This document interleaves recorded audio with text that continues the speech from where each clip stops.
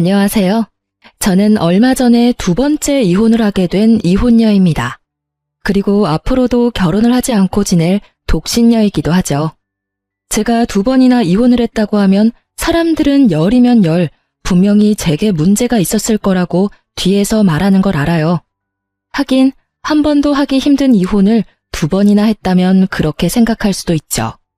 그런데 제 사연을 한번 들어보시면 정말 기구한 제 팔자에 다들 불쌍하게 생각하실 거예요.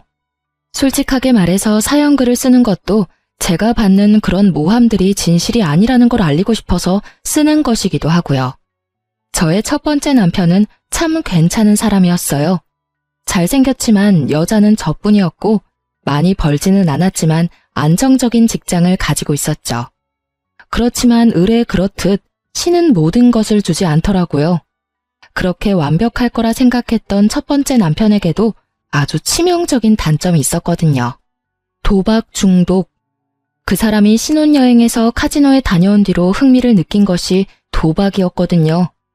저는 원래 돈이란 것은 있다가도 없고 없다가도 있는 것이라고 생각하는 사람이었어요.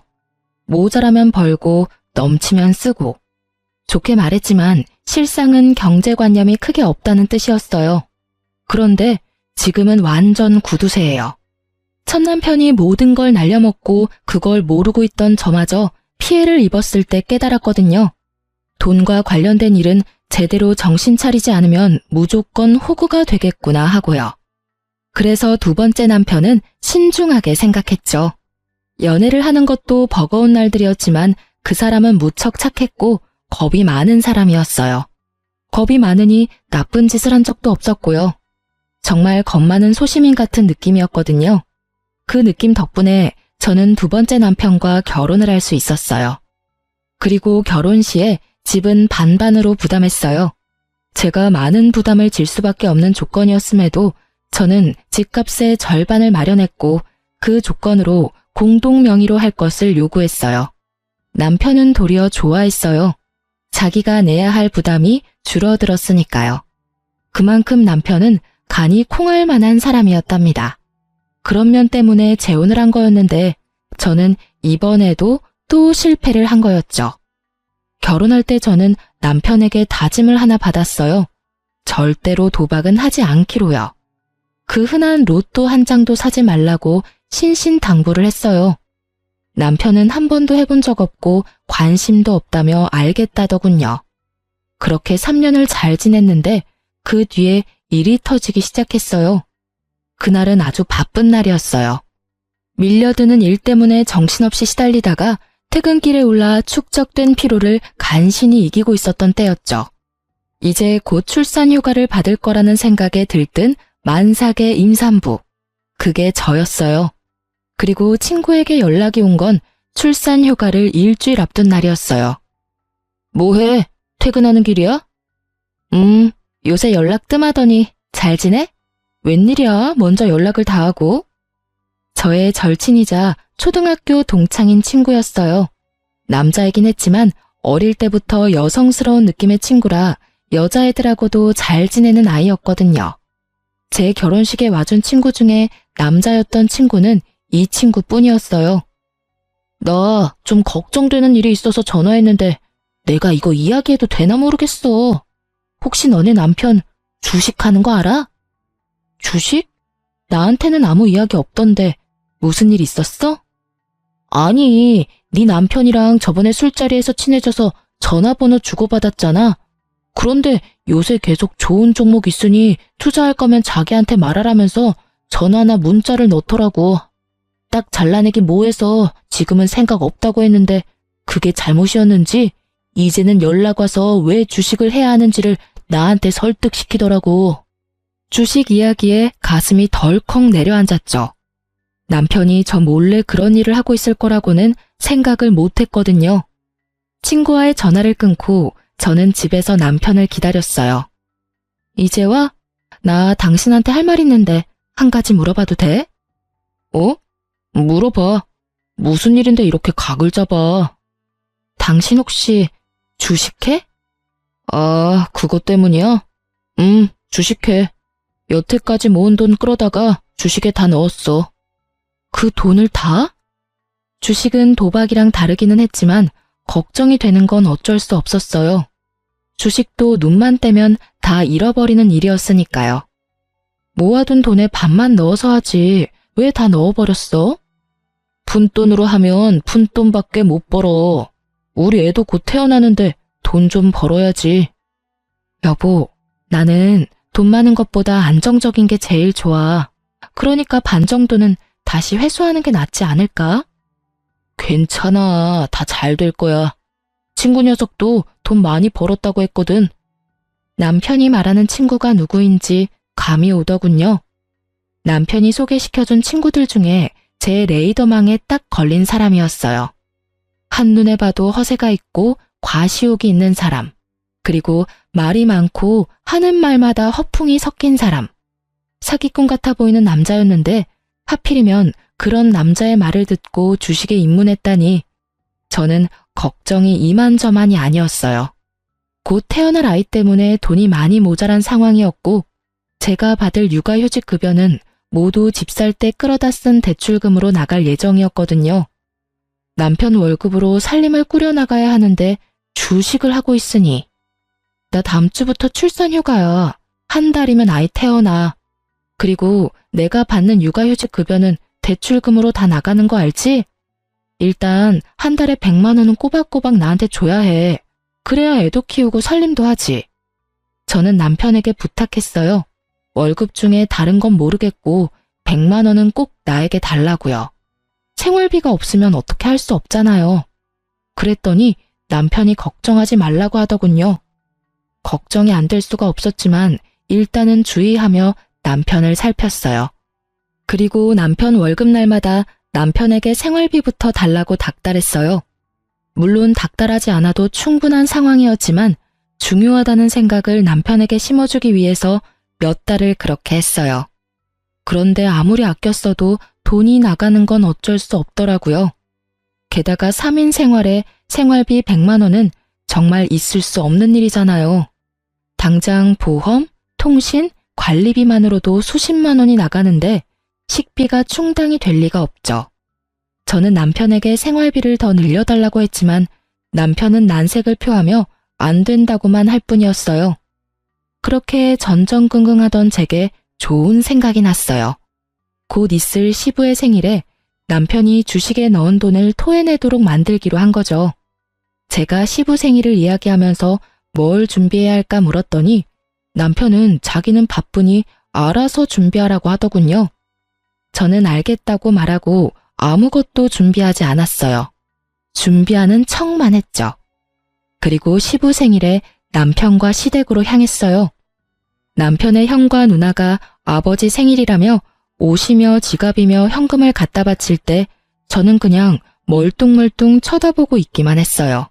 그러자 남편이 제 옆구리를 툭툭 치더군요. 준비한 선물을 빨리 내놓으라고요. 그래서 저는 이 기회를 틈타 시부에게 말했어요. 아버님, 저희는 생일 선물 준비를 못했어요. 죄송해요. 남편이 요즘 주식하느라 여윳돈이 얼마 없거든요. 저도 육아휴직 중이라 돈도 많이 못 받는데 애 키우니까 돈이 많이 나가서 어쩔 수 없었어요. 제 말에 남편이 두 눈을 동그랗게 뜨고 시부가 깜짝 놀란 것 같더라고요. 너 주식하냐? 그런데 도대체 얼마를 주식에다가 넣으면 집에 생활비가 없어? 아버지, 그게 아니고 생활비로 100만 원은 줘요. 돈 안 주는 것도 아니고요. 그 100만 원은 관리비랑 보험, 통신비도 포함이잖아. 그거 빼면 50만 원도 안 남는 거 알지? 끼어들어서 그렇게 말했더니 시부 얼굴이 벌겋게 변하더군요. 너 그런 것도 제하지 않고 꼴랑 100만 원만 줬다고? 저 어린 손주 분유 한 통 사 먹일 돈도 없었겠네. 너는 다 큰 놈이 마누라의 자식 새끼 놔두고 도대체 뭐 하는 짓거리야? 아무리 돈 좀 벌어보겠다고 하는 주식이라도 정도라는 게 있는 법이다. 넌 대체 뭘 하길래 월급을 다 거기다가 때려 넣어? 아버지, 오해예요. 제가 저조차고 투자를 하겠어요. 다 우리 애를 위해서 돈 벌려고 그런 거죠. 그러니까 아버지가 이해를 좀... 그래서 너 얼마나 벌었는데? 네가 넣은 돈에서 얼마를 더 벌었어? 시부의 그 말에 남편이 말도 못하고 눈빛을 피하더군요. 딱 봐도 느껴지는 폭망의 기운이었어요. 너 설마 그거 다 날린겨? 그건 아니고요. 지금 상황이 안 좋아서 많이 떨어지긴 했는데 조금만 기다리시면 다시 올라올 거예요. 진짜요, 아버지. 그것만 올라오면 이번 손해는 다 덮고도 남을 정도고. 야, 이 자식이 아직도 정신이 안 들었어? 주식하다가 패가 망신 당한 것도 못 봤어? 능력이 안 되면 시작을 말았어야지. 네가 여태껏 주식에 관심도 없었는데 무슨 수로 수익을 내? 친구가 하라는 대로만 하면 금방 번다고 했단 말이에요. 친구 통장 보니까 엄청 돈 많이 벌었던데 저라고 왜 못해요? 이놈아, 네 분수에 맞게 살아. 주식은 아무나 해? 그것도 공부한 사람들이 하는 거지. 아무것도 모르는 초짜가 처음부터 한탕 벌어보자는 게 말이 되냐? 당장 돈 다 빼. 손해를 봤던 말던 지금 당장 빼지 않으면 내가 널 호적에서 파버릴 테니까. 시부의 서슬퍼런 목소리에 남편은 부들부들 떨며 그렇게 못한다며 버티더군요. 싫어요. 벌써 절반이나 잃었는데 지금 빼면 손해라고요. 시간이 지나면 올라올 테니까 그때까지 기다려주면. 그게 올라올지 망할지 네가 어떻게 알아? 내가 경고했다. 너 지금 당장 돈 다 안 빼면 너 집 살 때 아빠가 빌려준 돈 지금 당장 갚으라고 할 테니까. 결국 시부의 입에서 그 말이 나오고서야 남편은 포기했어요. 집에 돌아올 때 제가 남편에게 말했어요. 여보, 절대로 주식하지 마. 주식이나 도박이나 중독되면 정말 빠져나올 방법이 없거든. 그러니까 애를 봐서라도 우리 그냥 돈만 열심히 모으면서 살자. 그렇게 살아도 잘만 살아. 응? 이렇게 말하는 저도 돈을 많이 벌 수만 있다면 벌고 싶다고 생각은 해요. 하지만 주식이나 코인이나 뭘 아는 사람들이나 하는 거지. 모르는 사람이 시도하면 당연히 잘 될 리가 없겠죠. 게다가 멋모르고 도전했다가 쪽박차면 다 본인 탓이지 누굴 탓하겠어요? 그런데 그런 제 말이 고깝게 들렸는지 남편이 버럭하더군요. 당신이 뭘 알아? 그리고 그렇게 살면서 언제 돈을 모아? 당신이 이렇게 하지만 않았어도 그 주식 진짜 빛을 봤을 거라고. 당신이 다 망쳤어. 어떻게 책임질래? 내가 뭘 책임져야 하는데? 당신 나랑 애 생각은 해보기는 한 거야? 우리 생각했으면 당신이 그 많은 돈 절대로 주식에 투자 안 했을걸?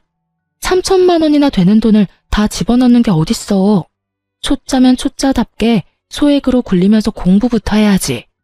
처음부터 크게 한탕 해볼 생각으로 남한테 주입받은 종목에다가 다 쏟아붓고 그게 잘 될 거라 생각해? 그래서 지금 잘 된 거야? 벌써 떡상으로 하고도 남았어야지. 벌써 당신 반이나 잃었잖아. 제 정론에 남편도 할 말이 없는지 입만 닫고 거칠게 운전만 하더군요. 그리고 나중에 알고 보니 남편이 투자한 종목은 쪽박 찼어요.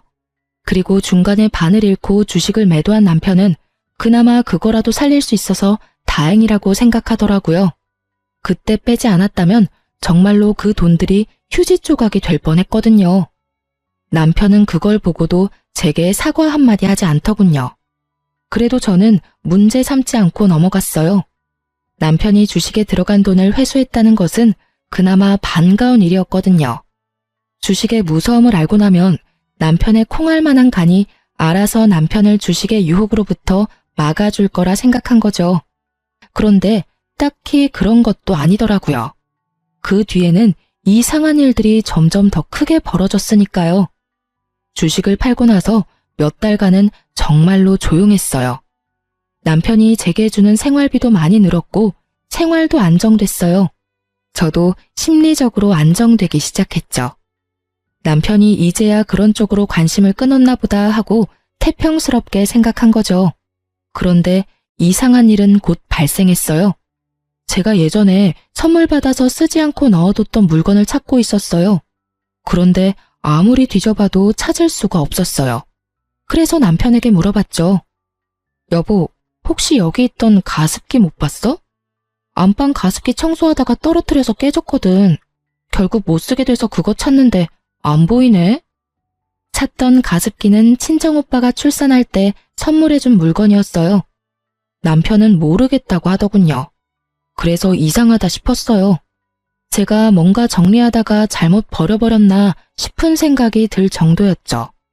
그러면서도 그럴 리가 없는데 하고 생각하던 제게 또 그런 일이 일어나 버렸어요. 여보, 베란다에 넣어둔 밥솥이 안 보이는데 혹시 어디 갔는지 알아? 그 밥솥은 제가 산 밥솥이었어요. 쓰고 있는 물건이 꽤나 쓸만해서 계속 쓰다가 망가지면 그걸로 사용할 생각이었는데 그 새 제품이 깜쪽같이 사라진 거예요. 남편한테 물어보니 남편은 또 모른다고 하니 정말 귀신이 곡할 노릇이었죠. 그래서 저는 혹시나 싶은 마음에 중고 사이트를 들어갔어요. 제가 찾던 밥솥과 가습기 이름을 검색했더니 중고 물건을 올려놓은 사람들이 몇 보이더군요. 그런데 최근 물건 중에 제 물건과 똑같은 물건이 있더라고요. 그리고 그걸 올린 사람이 똑같은 사람이라는 걸 알고서는 그대로 놀라버렸어요. 바로 그 아이디가 남편의 아이디였거든요. 게다가 더 화가 난 건 산지 얼마 안 된 물건도 미개봉 물건도 모두 가격을 반이나 후려쳐서 팔았다는 거였어요. 그 돈이 다 제 주머니에서 나오는데 집에서 남편에게 이야기해봐야겠다 싶어서 그날 빠르게 집으로 갔는데 이번에는 공기청정기가 사라졌더라고요. 얼마 전에 제가 구입한 최신 제품이었거든요. 여보, 여기 있던 공기청정기 어디 갔어? 그거 팔았어. 어차피 별로 효과도 없잖아. 정말 천연덕스럽게 말하는 남편을 보면서 저는 온몸에 소름이 돋는 기분이었어요. 그걸 자기가 왜 팔아? 내가 내 돈 주고 산 거야. 팔아도 내가 팔아야지. 그거 꼴랑 얼마 한다고. 돈 없어서 팔았어. 됐어? 당신이 매달 가져가는 돈 때문에 그렇잖아. 내가 가져가는 돈이 얼마나 된다고 이래? 돈이 없냐고? 나 다시 일 시작하고 생활비 주는 것도 반으로 줄었잖아. 당신 월급은 다 어디다 쓰는 거야? 혹시 아직도 주식해?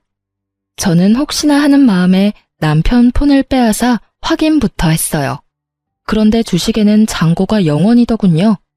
가지고 있는 종목도 없고요. 그래서 더 이상했어요. 주식도 도박도 안 하는데 돈이 없다니 이상하잖아요. 당신 밖에 살림 차렸어? 제 말에 남편이 어이없다는 듯이 한숨을 내쉬더군요. 무슨 헛소리야. 그냥 돈이 좀 필요했었어. 내가 돈 어디다 쓰는 것까지 당신한테 말해야 해? 내가 산 물건 팔아치우는데 그걸 내가 몰라야 될 이유도 없지? 말해봐. 그 돈 다 어디다 써? 아니면 당신 혹시 잘렸어? 아니야. 아니라고. 에휴, 너하고 무슨 말을 하냐. 됐어. 말해보라고. 당신 가습기랑 밥솥도 당신이 갖다 팔았지? 그래, 내가 했다. 됐냐? 돈도 얼마 안 되는 거 팔았다고 생색은. 나중에 갚아주면 될 거 아냐. 그렇게 말하면서 남편이 기분 나쁘다는 티를 팍팍 내면서 밖으로 나가버리더라고요. 그리고 그때 친정엄마에게 전화가 왔어요. 너 잘 지내고 있니? 응, 엄마 무슨 일로 전화했어? 바쁜 일 아니면 내가 다시 전화할게. 바쁜 건 아닌데 네가 꼭 알아야 될 일이라서 전화했는데. 무슨 일인데? 이서방이 좀 이상하지 않니? 얼마 전에 뜬금없이 우리 집에 찾아와서 돈 좀 있냐고 묻더라고. 무슨 일로 그러냐고 했더니 투자를 해주겠다고 하던데. 아무래도 너 첫 번째 결혼해서 그런 일로 이혼했으니까 좀 걱정돼서. 뭐? 투자? 그제야 남편이 뭘 하려는 건지 알게 됐어요. 도박도 아니고 주식도 아닌 투자. 당시 유행 중이던 코인이었죠. 설마 돈 빌려줬어? 돈을 왜 빌려줘? 나 돈 없다고 했지. 그런데 이서방 괜찮긴 한 거니? 모르겠어. 일단 알겠으니까 끊어봐. 혹시라도 아빠나 오빠한테도 잘 말해도 절대로 돈 주지 말라고. 저는 열이 받을 대로 받았어요. 제가 왜 첫 번째 결혼에 이혼했는지 다 아는 남편이 저뿐만이 아니라 제 친정까지 끌어들이려고 했다는 생각에 엄청난 배신감을 느꼈거든요. 저는 남편에게 문자를 보내서 당장 집으로 돌아오라고 했어요. 돌아온 남편은 못마땅한 모습이었고 저는 가까스로 분노를 참으며 대화를 시작했어요. 당신, 우리 엄마한테 돈 있으면 투자해주겠다고 했다면서? 그래, 어차피 당신한테 이야기하면 말 시작도 못하고 끊어냈을 거잖아. 그러니까 장모님한테 먼저 말 꺼냈지. 당신 정신 나갔어? 내가 왜 저번 남편이랑 이혼했는지 몰라서 그래? 도박 중독이었다며. 그거랑 나랑 무슨 상관인데?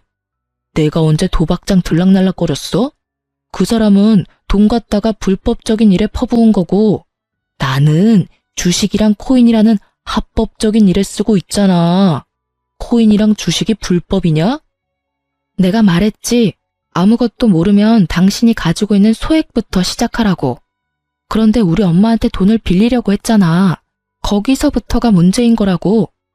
그리고 도박이랑 주식 코인이 다르긴 왜 달라? 똑같아. 소액으로 허용 가능한 범위 내에서 하는 건 다 합법이지. 그런데 당신이 감당 못할 금액으로 다 퍼붓고 집안 세간살이까지 팔아가며 하는 건 중독이야. 도대체 코인은 누가 가르쳐 준 거야? 코인도 그 미친놈이 하라고 하든? 그래? 그래, 그 친구가 알려줬다. 왜? 그래서 뭐가 문젠데? 당신한테 손 벌린 적 없잖아. 내가 내 돈 쓰는데 도대체 왜 이렇게 참견질이야? 아, 진짜 열받아서. 그리고 도움 하나도 안 되는 당신보다 훨씬 도움되는 친구가 그 친구거든? 내 친구 욕하지 마. 잘하는 짓이다.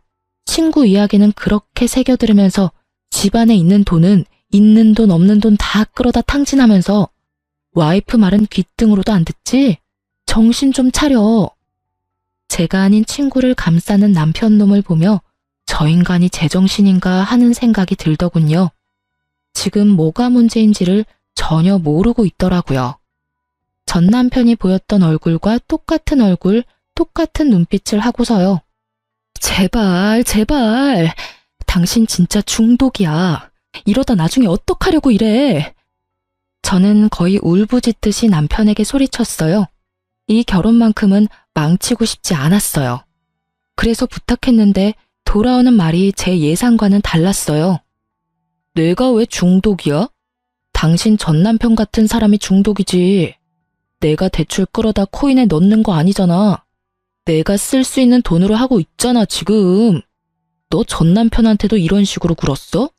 전 남편도 사실은 별거 아니었는데 도박 중독인 것처럼 꾸며서 이혼했어. 중독이 뭔지 몰라서 그래? 있는 돈 다 끌어다 쓰는 게 중독이야. 지금 당신 꼴을 좀 보라고. 거기다가 우리 엄마한테 돈까지 빌리려고 했잖아. 당신 진짜 어쩌려고 이래? 결국은 안 빌렸잖아. 그럼 된 거 아니야? 멀쩡한 사람 중독자 만드니까 기분 좋아?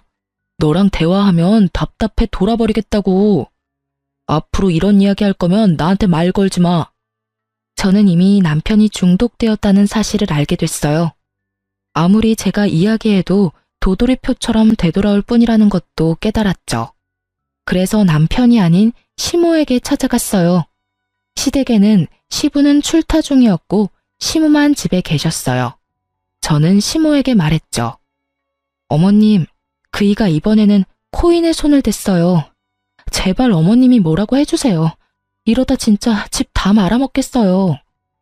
제 말에 시모가 가만히 제 얼굴을 빤히 보더라고요. 그러더니 어이없는 말 한마디를 하더군요. 예, 너는 그렇게 안 봤는데 사람이 왜 그렇게 속이 좁니? 네 남편이 어련히 알아서 하지 않을까? 아내가 돼서 남편 마음도 헤아리지 못하고 하는 일마다 막아서야 될 일이니? 너도 그렇게 말하지만 말고 남편 하는 일에 귀를 좀 기울여 봐라. 걔도 다 가족을 위해서 그러는 건데. 어머님, 가족을 위한 일이라도 잘못된 방법이에요. 게다가 지금 집에 있는 세간살이도 다 팔아서 코인 할 돈까지 모으고 있다고요. 이게 정상이에요?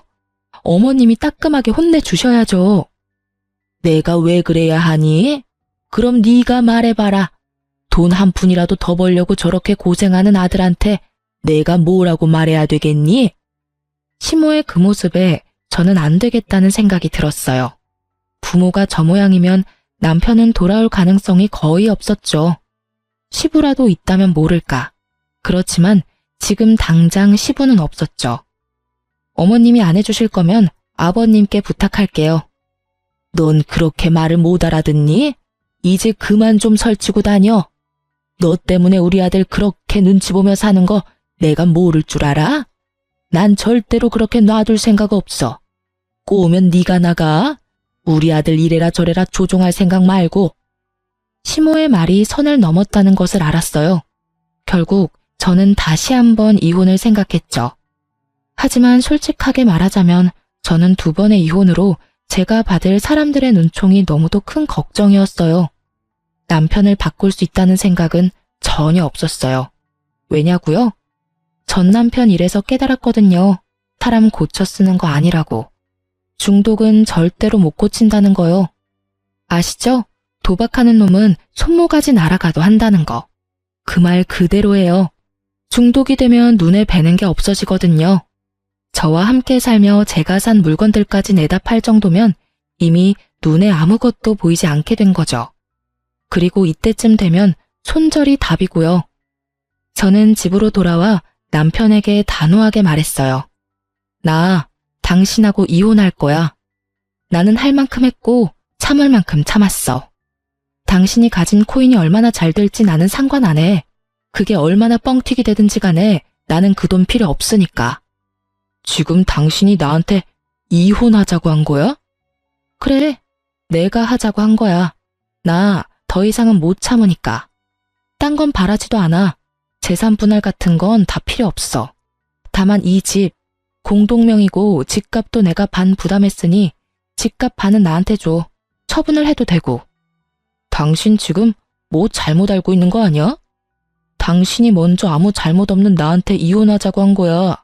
내가 바람을 피웠어. 당신을 때리기를 했어. 나한테는 아무런 유책 사유가 없잖아. 잘못한 게 없는데 왜 내가 당신한테 위자료를 지급해? 당신이야말로 위자료 나한테 지급해야 할걸? 그 말을 하는 남편놈은 이 상황에서 웃고 있더군요. 자기 생각으로는 자기가 잘못한 게 없으니 위자료도 자기가 받을 거라는 착각을 하고 있더군요. 그 착각을 바로잡아줄 생각도 하지 않았어요. 이미 돈에 눈이 돌아갔더라고요. 그 돈을 코인에 집어넣을 생각으로 가득 찬 남편놈을 보니 씁쓸하기도 하고 착잡하기도 하고 짜증이 나기도 했어요. 이번에도 망쳤다는 생각부터 저놈은 뭘 믿고 저렇게 당당한가 싶은 생각까지 들었죠. 맘대로 생각해. 나는 내 권리 주장할 거고 이혼 소송도 필요하면 할 거야. 당신 얼굴 더는 보기 싫으니까 나는 친정에 있을게. 저는 그렇게 말하고 집에서 나왔어요. 그리고 그날 이후로 남편놈은 열심히 돈을 빌리러 다니더군요. 카드부터 시작해서 제가 하지 말라고 했던 자동차 담보대출까지 받았더라고요. 애 물건 놔두고 온 게 있어서 2주 만에 집에 갔더니 수북하게 쌓여있는 고지서부터 시작해서 텅 빈 집안이 보이더군요. 이미 팔 수 있는 건 다 팔아먹었더라고요. 가격이 나가는 건 전부 다요. 그걸 보면서 어찌나 기가 차던지 이혼하자 말한 게 정말 제 삶을 살렸다는 생각이 들었어요. 저는 집만 챙겨서 밖으로 나왔고 전화 한 통을 받았어요. 남편 사촌 형님이었어요. 네, 안녕하세요. 어쩐 일로 전화까지. 아니, 내가 좀 급해서 그런데 저번에 빌려준 돈 돌려주면 안 될까요? 갑자기 돈을 돌려달라니 당황했죠. 네? 무슨 돈을 말하는 건지. 왜? 그때 남편 통해서 빌려간 돈 있잖아요. 투자해준다고 들고 간 돈 지금 좀 필요하거든요. 죄송하지만 제 계좌로 보내셨나요? 그건 아닌데 남편 앞으로 보냈는데요. 저는 받은 바 없고 투자를 한 적도 없어요. 그런 말을 했다면 제 남편이 가지고 있겠죠. 저한테 전화하셔도 그 돈은 못 돌려받으니 남편에게 말씀하세요.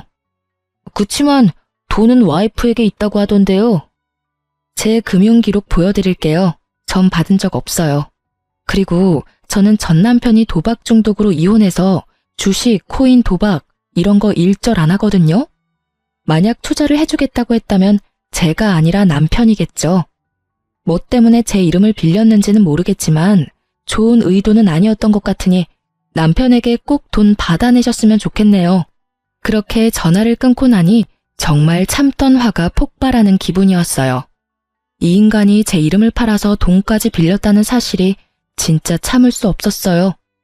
도박 중독자의 행동으로 피해를 본 저에게 이번에는 코인 중독자가 피해를 주려 한다는 사실이 진짜 웃음이 나올 정도로 어이가 없고 열불나는 일이었어요. 결국 이혼 소송 결과 저는 위자료를 받게 됐어요. 남편 놈은 제게 위자료와 집값의 반을 지불해야 했고요. 당연한 수순이었어요. 감당 안 될 만큼의 빚을 코인과 주식에 투자하는 남편을 법원에서 그냥 두고 볼 일 없잖아요. 그런데 막상 남편은 가진 돈이 아예 전무했어요. 제게 위자료를 받을 거라고 생각한 남편 놈이 대출을 미친 듯이 당겨서 받았더라고요. 이 와중에 집이 그나마 멀쩡했던 건 공동 명의였기 때문이었어요. 이름이 두 사람 걸려 있으니 대출 진행이 안 되었더라고요. 찾아보면 공동명의라도 대출되는 곳이 있다고 하던데 그건 몰랐던 것 같더라고요. 하긴 그렇게 하더라도 한 사람 지분만큼만 대출이 가능했겠지만요. 왜 우리 이혼이 당신 잘못이 아니라 내 잘못이야? 이건 뭔가 잘못됐어. 잘못됐다고. 잘못된 거 하나도 없어. 이게 법원의 결정이야. 그러니까 지금이라도 코인 다 팔고 털고 나와. 그 돈만 있어도 당신 사는 데는 불편함 없을 테니까. 저는 정확하게 남편이 얼마를 코인에 넣었는지 몰랐어요. 그리고 코인의 손익이 어떻게 되는지도 몰랐죠. 다만 한 가지는 정확하게 알 수 있었어요. 언제 빼더라도 빨리 뺄수록 덜 손해본다는 걸요. 왜냐면 코인이 잘 되면 돈을 저렇게 빌릴 리가 없어요. 잘 되면 잘 된 걸로 불려서 또 하면 되니까요. 게다가 코인이 잘 되고 있었다면 제게 순이익을 보여줬겠죠. 아는 척 하지 마. 당신이 뭐든지 다 알고 있다고 생각하는 것 같은데 나는 이번에는 포기 안 할 거야. 저번에 주식할 때도 당신 때문에 제대로 해보지도 못하고 다 털어야 했잖아. 이번에는 절대 달라. 내가 받은 정보대로만 하면 2배, 아니 3배까지 뛸 거라고. 당신이나 그때 가서 후회하지 마. 돈 없다고 나한테 들러붙지도 말고. 남편의 그 말은 어디선가 들은 말이었어요. 전 남편이 딱 저렇게 말했거든요. 크게 한탕할 거다. 그때 가서 후회하지 마라. 너한테는 한 푼도 안 줄 거다. 그러고서 지금 살고 있는 꼴을 보면 정말 폐인이 다 된 채로 살고 있거든요. 저는 남편 놈의 저 말에 의미를 둘 필요를 못 느꼈어요. 게다가 이 이혼을 빌미로 돈을 더 끌어다 쓰는 그 지독함에 제가 질려버린 거예요. 이미 건널 수 없는 강을 건넜구나 싶었어요. 저와 애라도 살아야 했으니 저 남자를 강제로 떼어냈어요. 산 사람은 살아야 하지 않겠어요? 그럴 일 없고 난 그렇게 번 돈도 필요 없어. 일하는 걸 그런 식으로 다 털어먹고 싶다는데 내가 말릴 이유도 없지.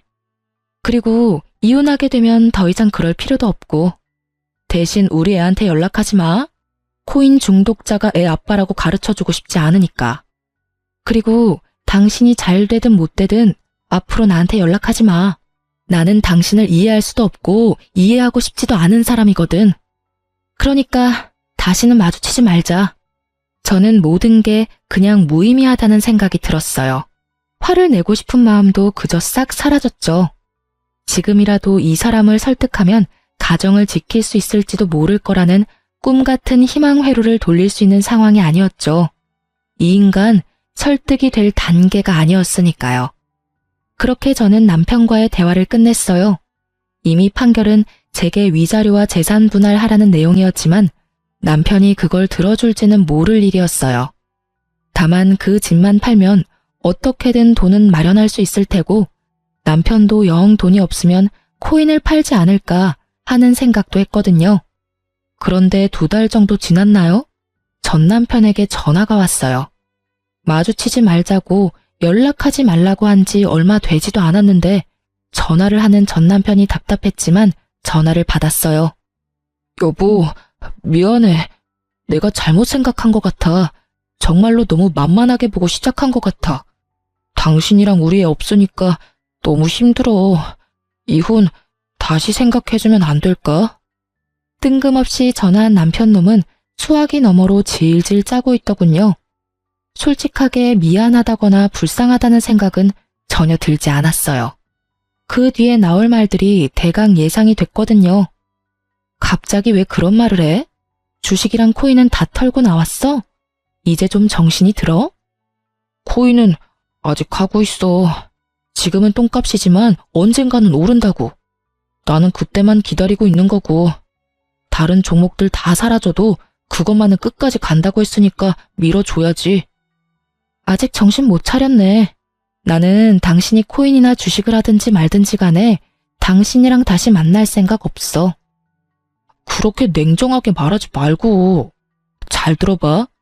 내가 당신한테 줘야 할 돈들이 좀 있잖아. 그런데 지금 내 형편으로는 바로 다 갚지는 못해.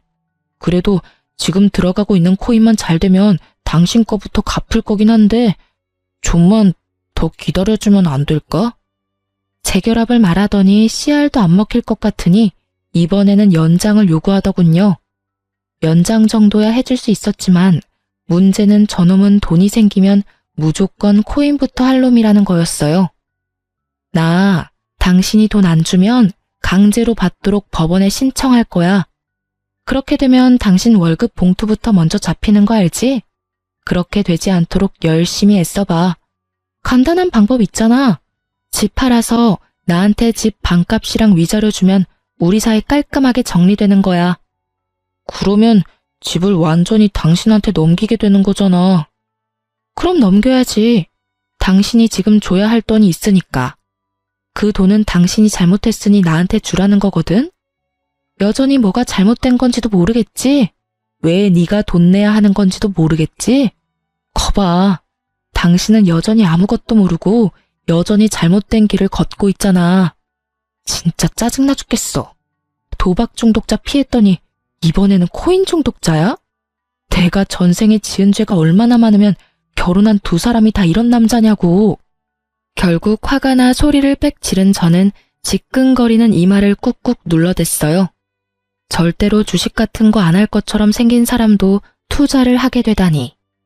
어디서부터 잘못됐는지조차 감이 오질 않더군요.